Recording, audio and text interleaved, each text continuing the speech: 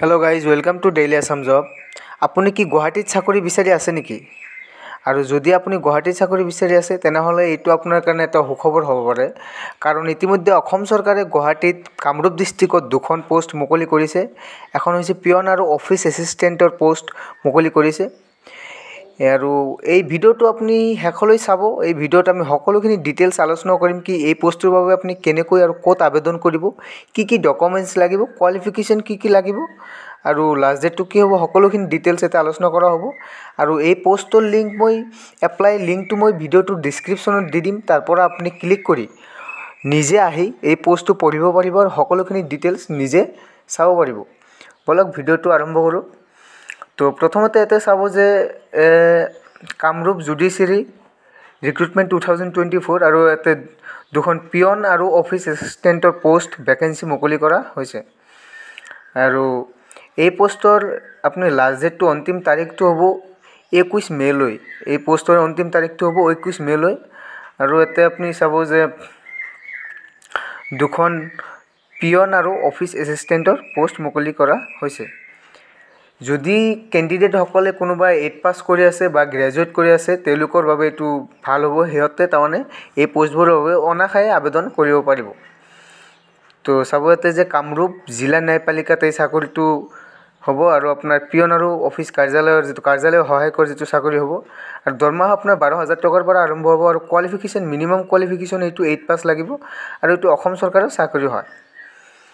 আৰু আপোনাৰ ইয়াতে চাব যে অৰ্গেনাইজেশ্যনটো আছে যে কামৰূপ জুডিচিয়াৰী আৰু নম্বৰ পোষ্ট টোটেল পোষ্ট আছে দুখন আৰু জব টাইপ হ'ব অসম চৰকাৰ জব আৰু মিনিমাম কোৱালিফিকেশ্যন হ'ব আপোনাৰ ইয়াতে 8 পাছ। আৰু এই এপ্লাইটো আপুনি অফলাইনৰ যোগেদি কৰিব লাগিব। ডাইৰেক্ট আপুনি ইণ্টাৰভিউ হ'ব বা ভাইবা হ'ব, তাতে আপুনি ডকুমেণ্টছ লৈ যাই আবেদন কৰিব লাগিব।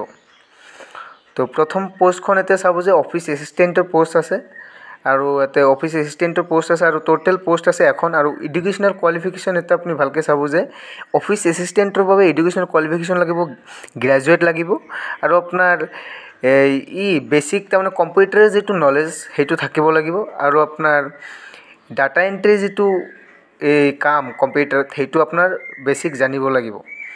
আৰু আপোনাৰ ফাইল মেইনটেনেন্স আৰু প্ৰচেছিঙৰ নলেজ যিটো সেইটো আপোনাৰ থাকিব লাগিব। মুঠতে আপুনি যদি ইয়াতে দিয়া আছে যে কম্পিউটাৰৰ যিটো বেছিক নলেজ সেইটো আপুনি থাকিব লাগিব। আৰু যদি আপোনাৰ কম্পিউটাৰ চাৰ্টিফিকেট কৰা আছে 6 মাহৰ বা 2 মাহৰ 3 মাহৰ কোৰ্চ কৰা আছে তেনেহ'লে এইটোৰ বাবে আৰু আপুনি ভালকৈ আবেদন কৰাৰ কাৰণে আপুনি সুবিধা পাব। আৰু তেতে যদি আমি দৰমহাৰ কথাটো কওঁ, এতিয়া অফিস এছিষ্টেণ্টৰ পোষ্টৰ দৰমহাটো হ'ব 12,000 টকা প্ৰতি মাহ তেতিয়া দিয়া আছে।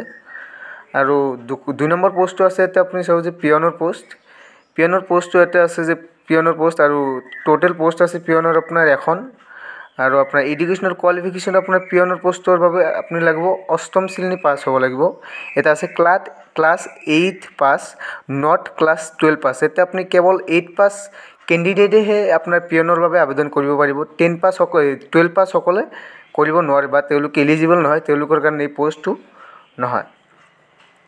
তো এতিয়া চাওক যে আবেদন কৰাৰ কাৰণে যে how to apply for Kamrup judiciary recruitment আবেদন কেনেকৈ কৰিব। মই আকৌ কৈছোঁ এই পোষ্টৰ লিংক মই ভিডিঅ'টোৰ ডেছক্ৰিপশ্যনত দি দিম, তাৰ পৰা আহি আপুনি সকলোখিনি ডিটেইলছ নিজে এবাৰ পঢ়ি চাব, তাৰপিছতহে আবেদন কৰিব। আৰু এটা আবেদনৰ ক'ত আবেদন কৰিব সেইটো ইয়াতে বঢ়িয়াকৈ ইয়াতে মেনশ্যন কৰি দিয়া আছে, আপুনি চাই ল'ব। তো প্ৰথমতে এটা চাওক যে আবেদনৰ বাবে আপোনাৰ সকলোখিনি ডিটেইলছ যে কেণ্ডিডেটসকলে কি ছাবমিট কৰিব লাগিব।